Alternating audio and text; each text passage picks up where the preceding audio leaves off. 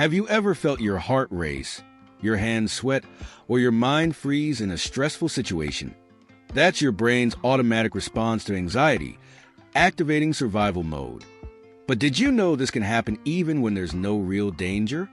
In today's video, we'll explore how anxiety affects the brain, what happens when we enter fight, flight, or freeze mode, and most importantly, how to turn off this response to regain emotional control. If you want to learn how to manage anxiety better and prevent your brain from getting stuck in a constant state of alert, don't forget to like this video and subscribe to the channel. That helps us keep bringing you content like this. Now, let's get started. When we feel anxious, our brain perceives it as a real threat. It temporarily shuts down the rational part and activates protection mode.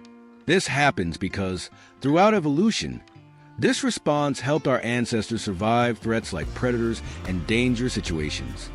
The problem is that in today's world, this response kicks in even when there's no physical danger. The brain doesn't differentiate between a tight deadline at work and an attack from a wild animal.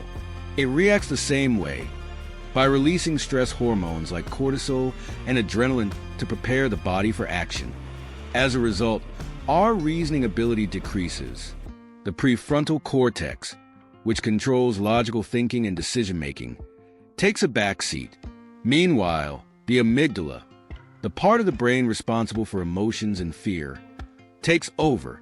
This makes us react impulsively without thinking about the consequences. Practical example. Have you ever felt your mind go blank before an important presentation? Or overreacted to a comment without thinking? That happens because your brain enters survival mode, making it harder to control your emotions. Now that we understand how the brain responds to anxiety, let's look at the three main parts involved in this reaction. To understand why we react in certain ways when we're anxious, we need to know the three main parts of the brain involved in this process. Brainstem, reptilian brain, this is the most primitive part of the brain, responsible for automatic functions like breathing, heartbeat, and survival reflexes. It acts instinctively and immediately, without the need for conscious thought. Limbic system, mammalian brain, this is where emotions are processed. The amygdala, located in the limbic system, acts like an alarm that detects threats and triggers the fight, flight, or freeze response. If the amygdala perceives danger, it sets off a cascade of reactions in the body to ensure survival. Cortex, human brain, this is the most developed part of the brain, responsible for rational thinking, creativity, and decision-making. The problem is that when the amygdala is activated and signals danger, the cortex loses some of its function. In other words, we become more emotional and less rational. Practical example.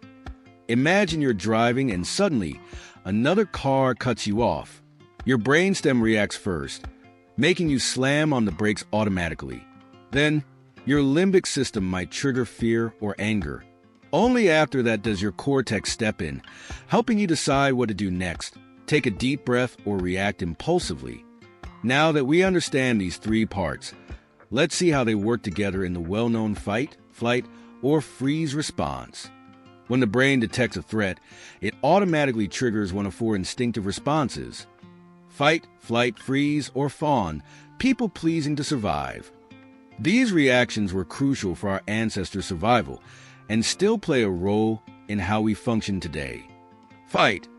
If the brain believes we have a chance to confront the danger, it triggers aggression to defend ourselves.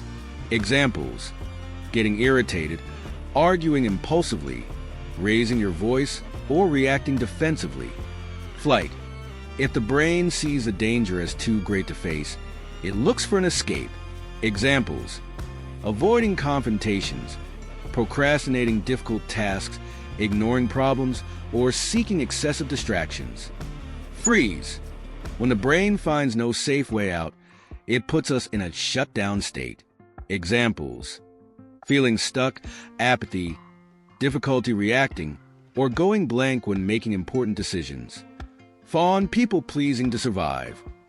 In some situations, the brain tries to avoid conflict by seeking approval.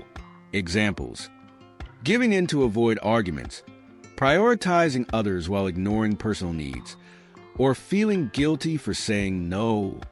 These responses are automatic and happen within milliseconds, even before we consciously recognize our emotions. The problem is that in today's world, they can be triggered by non-threatening situations, like receiving criticism at work or struggling to reply to a difficult email. Now, let's explore how this response affects the body physically and the key signs that it has been activated. When the brain activates the fight, flight, or freeze response, the entire body prepares to react. This happens because stress hormones like adrenaline and cortisol are released into the bloodstream. The goal is to ensure you have enough energy to face the perceived danger. The main physical signs of this activation include increased heart rate. The heart beats faster to pump more blood to the muscles. Rapid breathing. The body takes in more oxygen to maintain energy levels. Tunnel vision. Focus narrows on the perceived threat, ignoring the rest of the environment. Muscle tension. Muscles tighten, preparing for quick action. Excessive sweating. Helps cool the body in case physical exertion is needed. A knot in the stomach. The digestive system slows down as energy is redirected toward survival. Practical example. Have you ever felt your heart race before a job interview? Or experienced a stomach ache after receiving unexpected news? These are signs that your brain has activated the stress response. The problem is that, unlike in ancient times when this response lasted only a few minutes, today it can remain active for long periods. This leads to chronic stress, which can have serious health consequences. Now, let's examine how chronic stress affects the body and mind in daily life. The fight, flight, or freeze response is meant to be activated only in moments of immediate danger and then turned off. But in the modern world, our brain doesn't distinguish between a wild animal and an overflowing inbox. As a result, we live in a constant state of alert. When this activation happens too often, it leads to chronic stress, which can cause a variety of physical and emotional problems such as mental and physical exhaustion. The body becomes overwhelmed by constant cortisol release. Muscle tension can lead to headaches, migraines, and chronic pain. Digestive issues. The gut is affected by the suppression of digestive functions, leading to gastritis and irritable bowel syndrome. Weakened immune system. The body prioritizes the stress response over immune defense, making you more prone to illness. Anxiety and depression. Emotional overload can trigger panic attacks, insomnia, and burnout. Practical example. Do you often feel exhausted even after a full night's sleep? Or experience unexplained irritability? These could be signs that your body is stuck in a chronic stress cycle. The good news is that you can regulate this response and train your brain to break free from constant alert mode. Next, let's explore how to deactivate the stress response and restore emotional balance. The key to turning off the fight, flight, or freeze response is teaching your brain that there's no real danger. This requires awareness and techniques that calm the nervous system. Here are some effective strategies. Recognize your triggers. The first step is noticing when your body is activating the stress response. Pay attention to physical signs, shallow breathing, muscle tension, rapid heartbeat, and emotional cues, anxiety, irritability, feeling frozen. Practical example. If you feel a tight stomach every time you receive a work email, that may be a trigger.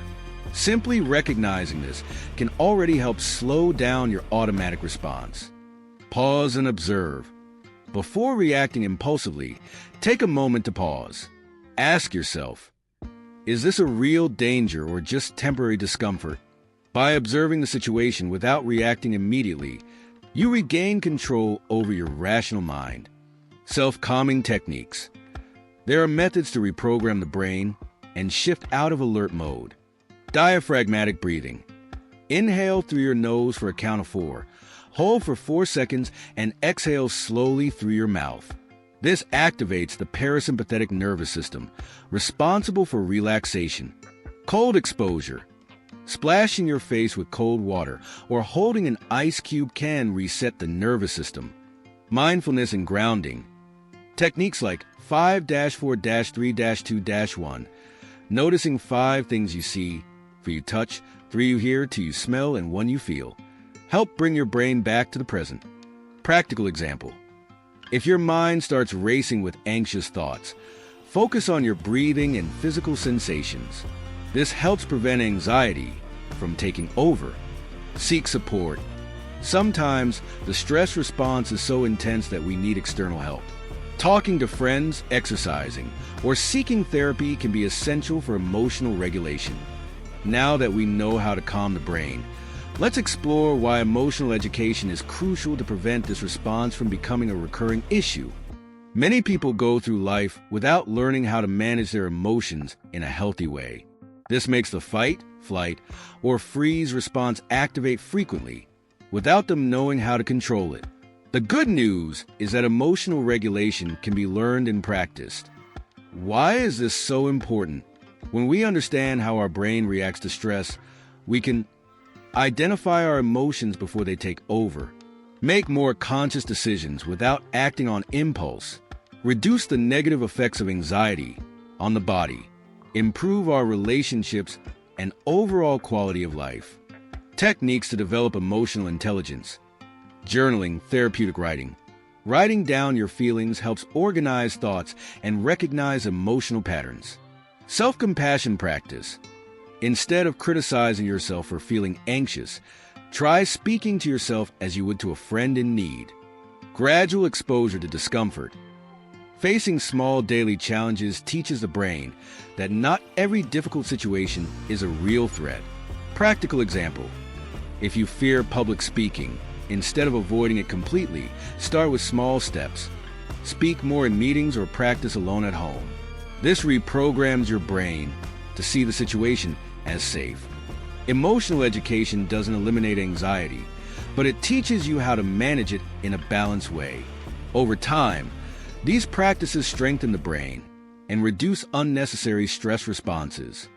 Now, to wrap things up, let's recap everything we've learned and discuss how to apply these strategies in daily life. Anxiety is a natural response from our brain to protect us, but when triggered too often, it can harm our health and well-being. Today, we learned that the brain switches to survival mode when it perceives a threat, shutting down rational thinking. The fight, flight, or freeze response can be triggered even when there's no real danger. Chronic stress can lead to exhaustion, digestive problems, and anxiety disorders. We can regulate this response using techniques like breathing, mindfulness, and identifying triggers. Emotional education is essential for controlling our reactions and improving our quality of life. Now that you know how anxiety affects the brain and how to deactivate this response, why not start practicing these techniques in your daily life? Let me know in the comments. Which of these strategies do you already use or want to try? If this content helped you, like the video and share it with someone who also needs to learn how to manage anxiety.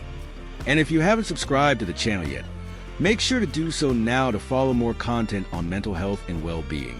See you in the next video.